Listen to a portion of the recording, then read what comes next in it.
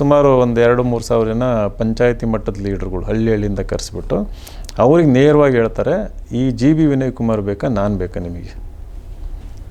ನನ್ನ ಕುರ್ಚಿ ಗಟ್ಟಿ ಮಾಡಬೇಕು ನೀವು, ಆತನಿಗೆ ಒಂದು ಓಟ್ ಹಾಕಬೇಡಿ, ಆ ಗಿರಾಕಿ ನನ್ನ ಮಾತು ಕೇಳಲಿಲ್ಲ, ಹಂಗೆ ಅಂತಂದೆಲ್ಲ ಅವಹೇಳನಕಾರಿಯಾಗೆಲ್ಲ ಮಾತಾಡ್ತಾರೆ.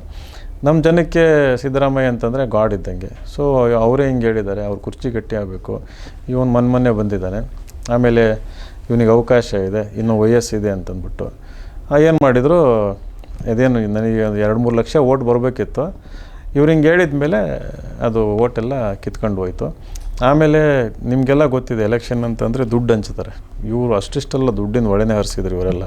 ನಾನು 1 ರೂಪಾಯಿನೂ ಹಂಚಲಿಲ್ಲ. 1 ರೂಪಾಯಿ ಕೊಡ್ದಂಗೆ ವೋಟರ್ಸಿಗೆ ಬಂದಿರೋಂಥ ಓಟುಗಳು 42,097 ದುಡ್ಡು ಹಂಚದಂಗೆ ಬಂದಿರೋಂಥ ಓಟುಗಳು ಇವೆಲ್ಲ. ಅಭಿಮಾನದ ಓಟುಗಳು, ಸ್ವಾಭಿಮಾನದ ಓಟುಗಳು, ಜನ ಇಷ್ಟಪಟ್ಟದ ಓಟುಗಳು. ಸೊ ಅದು ಇನ್ನೂ ಧೈರ್ಯ ಕೊಡ್ತು ನನಗೆ. ಸಿದ್ದರಾಮಯ್ಯನವರು ಇಷ್ಟೊಂದು ಹೇಳಿದ ಮೇಲೆ ಇಷ್ಟೊಂದು ಜನ ಓಟ್ ಹಾಕಿದ್ದಾರೆ ಅಂತ ಅವರು ಆಶ್ಚರ್ಯಪಟ್ರಂತೆ. ಯಾರ ಕೇಳಿದಾಗ ಒಂದು 5-6 ಸಾವಿರ ಓಟ್ ತಗೊಂಡಿರ್ತಾನೆ ಅಂತ ಅಂದ್ಕೊಂಡಿದ್ರಂತೆ.